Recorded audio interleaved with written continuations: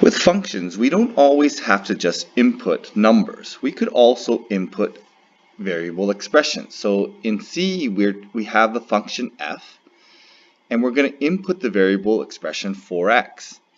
But we really start the same way. We have this function, f of x, 8x squared plus x minus 9. So we're going to start with that function. So we're going to have 8x squared plus x, plus x minus 9. So there's our function.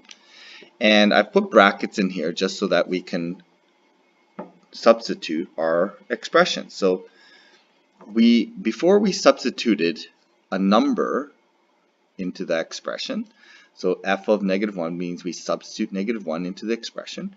F of 4x means we substitute the expression 4x into our function 8x squared plus x minus 9. Okay, so that's what ends up happening. Whatever's in here gets inputted into the x's in the expression. So then once we've done that, we can just work this out. So we get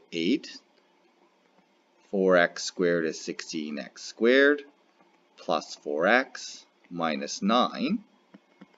And so we end up with 8 times 16, that's 128, x squared plus 4x minus 9. So there's a new function, a new expression based on f of 4x. So we say that f bracket 4x, and this again does not mean f times 4x. It means that we find our f function and we input 4x into that function, and we end up with this new expression.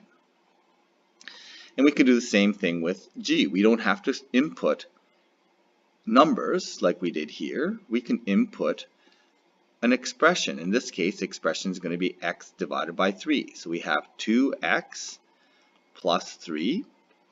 Okay, wherever there's an x, I'm going to take my x and input that into the x in the expression.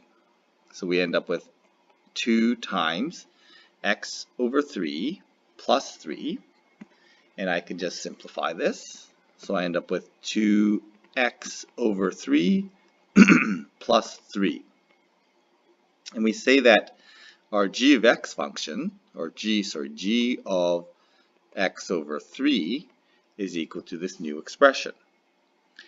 So basically, it does still work the same in that we still are identifying whether we're dealing with f or g.